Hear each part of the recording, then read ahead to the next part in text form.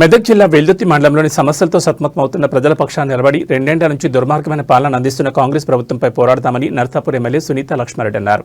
వెల్దుర్తిలోని Balaji function హాల్లో వెల్దుర్తి మండల BRS సర్పంచులు, ఉప సర్పంచులు, వార్డు సభ్యులు, నాయకుల ఆత్మీయ సమావేశానికి హాజరయ్యారు. ఈ సందర్భంగా ఎమ్మెల్యే మాట్లాడుతూ అబద్దాలు, అసత్యాలతో గద్దెనెక్కిన కాంగ్రెస్ అన్ని వర్గాలను మోసం చేసిందన్నారు. అధికారం ఉందన్న అహంకారంతో కాంగ్రెస్ నాయకులు స్థానిక సంస్థల ఎన్నికల్లో బీఆర్ఎస్ మద్దతుదారుల అభ్యర్థులకు ఎన్ని అడ్డంకాలు సృష్టించినా ఎదుర్కొని విజయం సాధించారన్నారు. ఎన్నికల్లో గెలుపోవటం సహజమని, గెలిచినా ఓడినా ప్రజలకు అందుబాటులో ఉండి వారి సమస్యల పరిష్కారానికి కృషి చేయాలన్నారు. రాష్ట్రంలో ఎమ్మెల్యేలు ఎన్నికై 2 ఏళ్లు గడిచినా నయా పైసా కూడా ప్రభుత్వం ఇవ్వడం లేదన్నారు. దీంతో అభివృద్ధి నిలిచిపోయిందన్నారు. బీఆర్ఎస్ కు నాయకులు, కార్యకర్తలు 2 కళ్లని వారిని అన్ని విధాలా ఆదుకుని అండగా తాము పార్టీ నాయకత్వం ఉంటుందన్నారు. నియోజకవర్గంలో బీఆర్ఎస్ పార్టీ 110 స్థానాల్లో గెలుపొందితే కాంగ్రెస్ 83 స్థానాల్లో మాత్రమే గెలిచిందన్నారు. అన్నదమ్ములకు, పత్రికా మిత్రులకు మీ అందరికీ పేరు పేరున హృదయపూర్వక నమస్కారాలు. ఉప సర్పంచులు, వార్డు సభ్యులు మీరంతా కూడా పదవి చేపట్టినటువంటి సందర్భంలో మీ అందరికీ నా హృదయపూర్వక శుభాకాంక్షలు తెలియజేస్తాము. చాలా సంతోషంగా ఉంది. ఇప్పుడే మన భూపాల్ రెడ్డి గారు కానీ, రమేష్ గారు కానీ, మరి చంద్రగౌడ్ గారు కానీ చెప్పడం జరిగింది ఏంటంటే, అధికారంలో లేనప్పుడు జనరల్గా అధికార పక్షానికే ప్రజలు మద్దతు పలుకుతారు. సర్పంచ్లైనా, ఎంపీడీసీలైనా, జెడ్పీటీసీలైనా వాళ్ళ పార్టీకి సంబంధించిన వాళ్ళనే గెలిపిస్తారు. మన బీఆర్ఎస్ పార్టీ అధికారంలో ఉన్నప్పుడు కూడా ఒకసారి చూసుకున్నట్టయితే టార్చ్ లైట్ వెతికినా సరైనటువంటి కాంగ్రెస్ పార్టీకి సంబంధించినటువంటి సర్పంచ్లు, ఎంపీడీసీలు కనిపించలేదు. కానీ ఈ రోజు ఉన్నటువంటి పరిస్థితుల్లో మనం అధికారంలో లేకున్నా, ప్రతిపక్షంలో ఉన్నా ప్రజలందరూ కూడా మనని నమ్మి మరి ఈరోజు కేసీఆర్ గారి పైన ఉన్నటువంటి నమ్మకంతో గ్రామాల్లో ఉన్నటువంటి మరి బీఆర్ఎస్ పార్టీ మద్దతుదారులైనటువంటి వాళ్ళందరినీ కూడా గెలిపించడం జరిగింది అంటే నిజంగా మరి ఈ యొక్క గెలుపు ప్రజలకి అంకితం చేయాలి అని చెప్పేసి కూడా నేను ఈ సందర్భంగా తెలియజేస్తా ఉన్నా. అలా గెలిచినటువంటి వాళ్ళందరూ కూడా మరి ఓడిపోయినటువంటి వాళ్ళు కూడా పార్టీ నుంచి నిలబడేటువంటి మీరు ఏం కూడా బాధపడాల్సినటువంటి అవసరం లేదు. బీఆర్ఎస్ పార్టీ సర్పంచులుగా మీరే ఆ గ్రామంలో చెల్లామని అవుతారని చెప్పేసి కూడా నేను తెలియజేస్తున్నా. మీ ఆధ్వర్యంలోనే మన కార్యక్రమాలను కూడా నడిపిస్తాం. సరే, ప్రజలు ఏదైతే తీర్పిస్తారో దాన్ని మనం శిరస్సు వహించాల్సిందే. మరి కొన్ని ప్లేసెస్ లేదంటే మనకు మనమే ఇద్దరిద్దరం నిల్చున్నాం, దాంట్లో ఒకరు గెలిచినాం, లేదంటే ఇద్దరు నిల్చుంటే ఇద్దరం ఓడిపోయి వేరే వాళ్ళు కూడా గెలిచినటువంటి సందర్భాలు ఉన్నాయి. కానీ ఏదేమైనా కూడా ఈరోజు ఏంటంటే మేము ఎక్కడ కూడా పై నుంచి మీ పైన ఒత్తిడి తీసుకురాలేదు.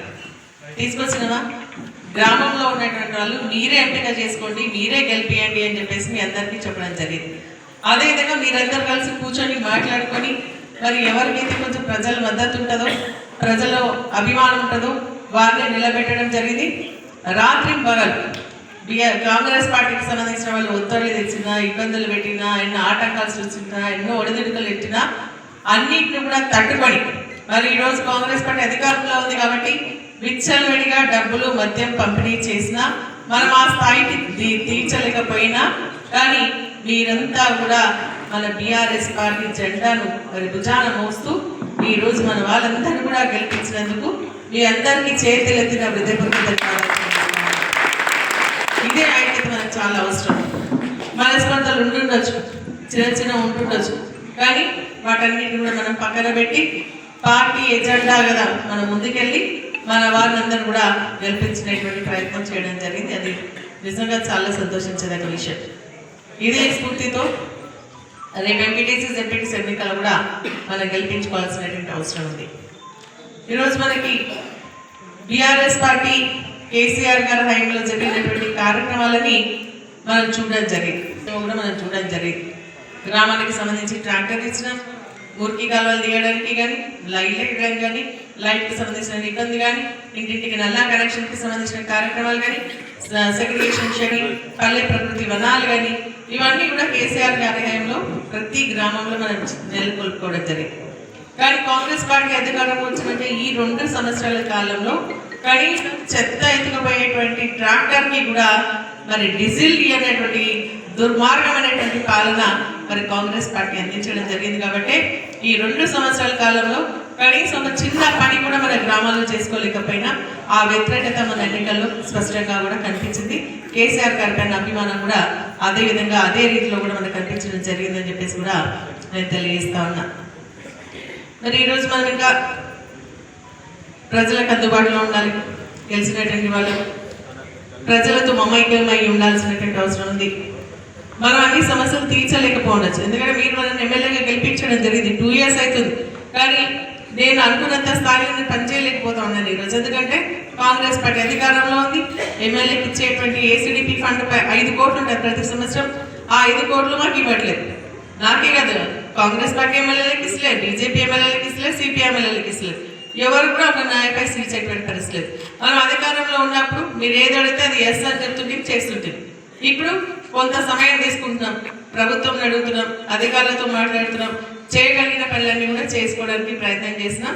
కానీ ఏది ఏమైనా కూడా ఎక్కడ ఏ కార్యకర్తకి ఇబ్బంది వచ్చినా, ఏ ప్రజానికానికి ఇబ్బంది వచ్చినా కూడా తప్పకుండా వారి సమక్షంలో మనం ఉంటాం, గట్టిగా పోరాటం చేస్తాం.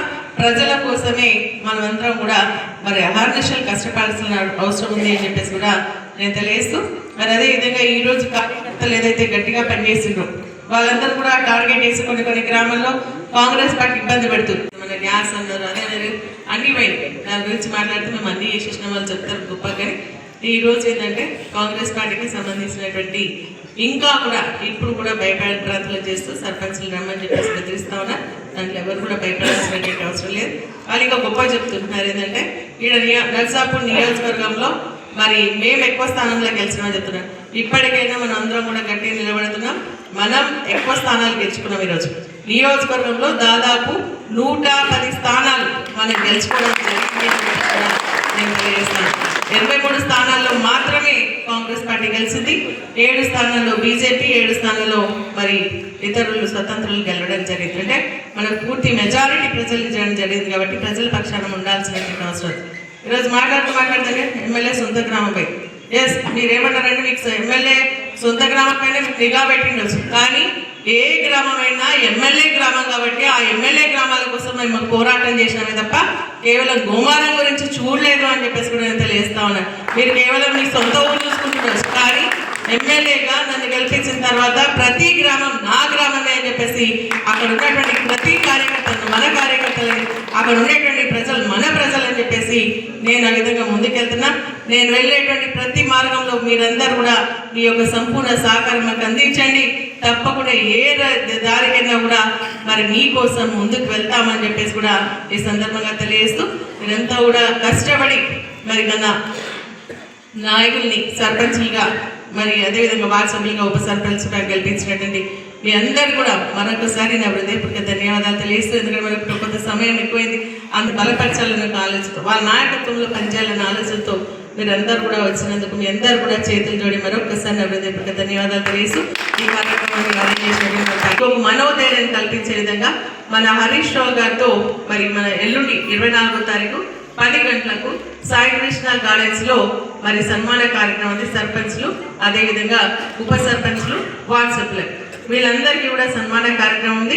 కాబట్టి మీరందరూ కూడా ఆ కార్యక్రమానికి రావాల్సిందిగా, సన్మానం పొందాల్సిందిగా, మరి మిగిలిన వాళ్ళందరూ కూడా మరి వచ్చి ఆ కార్యక్రమాన్ని విజయవంతం చేయాల్సిందిగా మీ అందరినీ కూడా మరొకసారి విజ్ఞప్తి చేస్తూ సెలవు తీసుకున్నాను. జై హింద్, జై